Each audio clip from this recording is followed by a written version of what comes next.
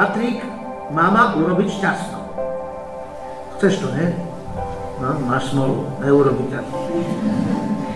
A Patrik si myslí, že Maťa ho urobí šťastnú. Máš smolu. Lebo my nevieme tak milovať, ako ten druhý potrebuje.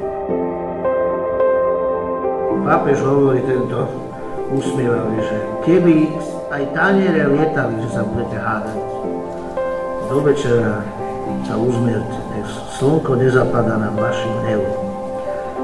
A vtedy budete môcť znovu a znovu a znovu prežívať to, že chcem milovať. A milovať neznamená cíti lásky, že no ako ťa mám rád. Milovať znamená zomrieť sám sebe, svojmu egoizmu. Zomrieť za toho druhého, lebo ho mám rád. Môžeme zatleskať.